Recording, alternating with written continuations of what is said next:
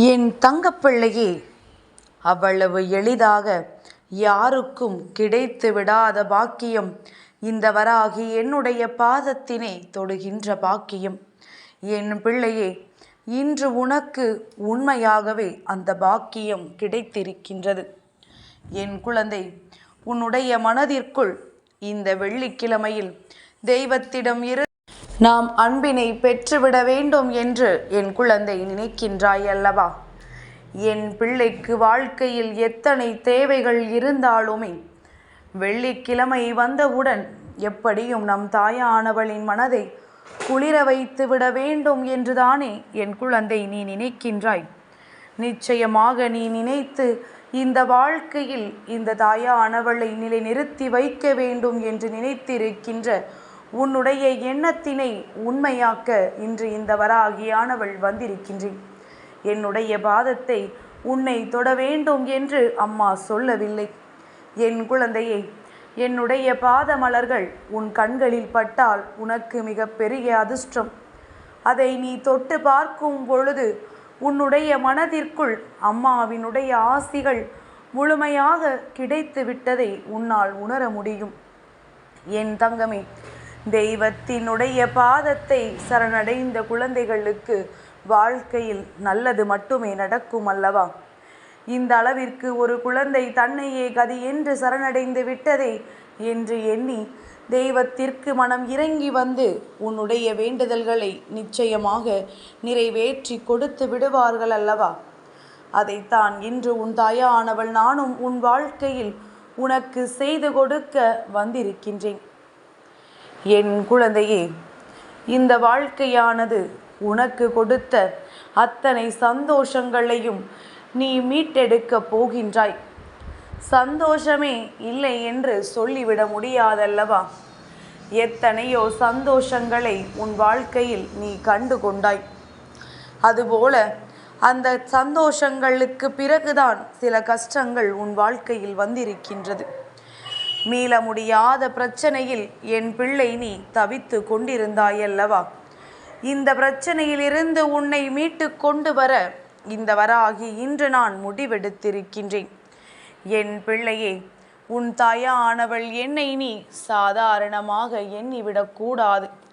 அம்மா காரணமில்லாமல் எதையும் உன்னிடத்தில் வந்து சொல்லவும் மாட்டேன். எனக்கு இருக்கின்ற வேலைகள் ஏராளம். நான் எத்தனையோ பிள்ளைகளின் வாழ்க்கையில் எத்தனையோ விஷயங்களை சரி செய்து கொடுக்க வேண்டியதாக இருக்கின்றதல்லவா? ஒவ்வொருவரின் வாழ்க்கையிலும் ஒவ்வொரு விதமான முன்னேற்றங்கள் கொஞ்சம் கொஞ்சமாக வந்து கொண்டே இருக்கும். உடனடியாக நடக்கவில்லை என்று வேதனைப்படாதே. அதை நினைத்து நீ வருத்தப்படாதே. என் பிள்ளையே, ஒவ்வொரு நாளும் இந்த வாழ்க்கையில் உனக்கு நடக்கின்ற ஒவ்வொரு விதமான சூழ்நிலைகளிலும் நீ படுகின்ற வேதனைகளை நான் நிச்சயமாக அறிவேன். அம்மா சொன்னது போல ஏனென்று தெரியாமலேயே உன்னுடைய மனது வேதனைப்படும். எதற்காக வேதனைப்படுகிறோம் என்று கேட்டால் உனக்கு அதற்கு பதில் சொல்ல தெரியாது. நீ யாரிடமாவது ஆறுதலுக்கு செல்வாயானால், எனக்கு மனதிற்கு ஏதோ ஒரு மாதிரி இருக்கின்றது என்று சொல்ல முடிந்த உன்னால் எதனால் இது போன்று இருக்கிறது என்று கேட்டால் அதற்கு பதிலில்லாமல் நின்று கொண்டிருப்பாய். இப்படியெல்லாம் உன் வாழ்க்கையில் நடப்பதற்கு காரணம் என்ன தெரியுமா?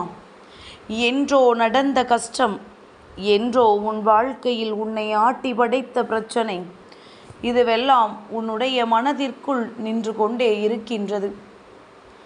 நீ அதை ஒரு பொழுதும் மறக்காமல் இருந்து கொண்டிருக்கின்றாய். ஒரு நொடியேனும் இந்த விஷயங்களை எல்லாம் நீ மறந்திருந்தால் மட்டும்தான் உன்னுடைய வாழ்க்கையில் இது போன்ற நிகழ்வுகள் உன்னை வேதனைப்படுத்தாது. என் தங்கமே, நான் உனக்கு ஒரு நல்ல விஷயம் சொல்கின்றேன். என்ன கஷ்டம் வேண்டுமானாலும் வாழ்க்கையில் நடக்கட்டும், என்ன சோதனைகள் வேண்டுமானாலும் வரட்டும், வந்தது வரட்டும், போவது போகட்டும் என்று எண்ணிக்கொண்டு என்னுடைய பிள்ளையாக இருக்கக்கூடிய நீ, இவையெல்லாம் என் தெய்வம் பார்த்து கொள்ளும், குறிப்பாக என் தாயானவள் பார்த்து கொள்வாள் என்று சொல்லிவிட்டு உன்னுடைய மனதை தெய்வத்திடம் கொண்டு வந்து சேர்த்து விடு. அமைதி உனக்கு நிச்சயமாக கிடைக்கும். தேவையில்லாத குழப்பங்கள் எல்லாம் உன்னை விட்டு நீங்கிவிடும். தேவையில்லாத சிந்தனைகள் உனக்குள் இருக்காது. உன் எண்ணம் எதை பற்றி அடிக்கடி சிந்திக்கின்றதோ, உனக்கு உதாரணத்திற்கு சொல்ல வேண்டும் என்றால், என் குழந்தை, நீ இப்பொழுது வாடகை வீட்டில் இருந்து கொண்டிருக்கிறாய் என்று நீ மனம் வேதனை அடைந்து கொண்டிருக்கிறாய் என்றால், உனக்கு சொந்த வீடு வேண்டும் என்ற எண்ணம் இருக்கும் பட்சத்தில் மனது எப்பொழுதுமே நம்மால் முடியும், நம்மால் ஒரு சொந்த வீடு கட்ட முடியும், நமக்கென்று ஒரு இடம் வாங்க முடியும் என்ற நேர்மறையான எண்ணங்கள் உனக்குள் வேரூன்றி நிற்க வேண்டும். நம்மால் எல்லாம் எங்கே முடியப் போகின்றது, இதுவெல்லாம் நம்மால் செய்ய முடியுமா என்ற எண்ணம் ஒரு நாளும் உனக்கு வந்துவிடக்கூடாது. உன் வார்த்தைகள், உன் வாயிலிருந்து வருகின்ற வார்த்தைகள் உனக்கு வாழ்க்கை கொடுக்கும் என்பதை நீ மறந்து விடாதே. நீ பேசுகின்ற வார்த்தைகள் ஒவ்வொன்றும் உன்னுடைய வாழ்க்கையாக மாறிவிடும்.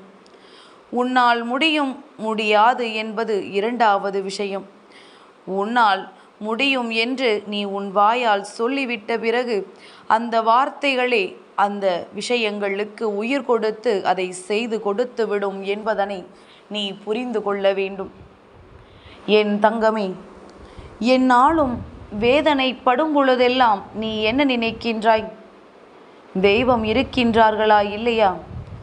நம் கவலைகளையும் நம் கண்ணீரையும் கண்ணெடுத்து பார்க்கின்றார்களா இல்லையா என்ற சந்தேகம் எல்லாம் நீ அதிகபட்ச உச்சபட்ச கவலையில் இருக்கும் பொழுது உனக்கு வருகின்றது.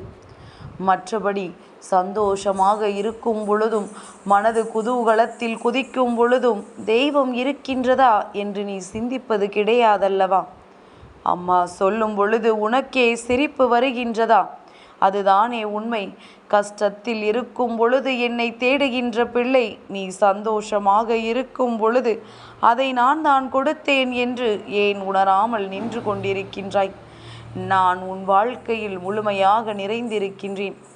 இந்த வராகி என்றும் உன்னை ஆசீர்வதித்து கொண்டிருக்கின்றேன் என்பதனை நீ மறந்து விடாதே. அம்மா அத்தனை சுலபமாகவெல்லாம் உன்னை தவிக்க விட்டு விட மாட்டேன். என் பிள்ளை, உனக்கு யாரும் இல்லை என்று ஒரு நாளும் நினைக்காதே. உன்னுடைய வேதனைகளுக்கெல்லாம் மருந்தினை இந்த வராகி நிச்சயமாக உன் வாழ்க்கையில் கொண்டு வந்து கொடுப்பேன். இன்று இந்த வெள்ளிக்கிழமையில் என்னை கண்டு என் வாக்கினை கேட்டுக்கொண்டிருக்கின்ற நீ செய்திருக்கின்ற பாக்கியம் என்னவென்பதை உணர்ந்தாலே போதும். முதலில் உன் மீது நீ அதிகமாக நம்பிக்கை வை. உன்னால் முடியும் என்பதை நீ முழு மனதார நம்பு. எந்த சூழ்நிலையிலும் உன்னால் முடியாது என்று நீ நினைத்து விடாதே. என் தங்கமே, நீ உன்னால் முடியாது என்று நினைக்கின்ற காரியம் வேறு யாராலும் முடியாது என்பதனை புரிந்து கொள். எங்கே நீ தேங்கி நின்று விடுவாயோ என்குதான் அம்மா உன்னை ஓடு ஓடு என்று சொல்லி கொண்டிருக்கின்றேன். ஏனென்றால் நீ தேங்கி நிற்கின்ற அந்த நேரத்தில் உன்னை விட பலசாலியோ, உன் பின்னால் வந்து கொண்டிருப்பவர்களோ உன்னை முந்திச் செல்ல வாய்ப்புகள் அதிகமல்லவா? என் பிள்ளையே, உனக்கு கிடைத்திருக்கின்ற அரிய வாய்ப்புகளை நீ பயன்படுத்தி கொள்ள வேண்டும்.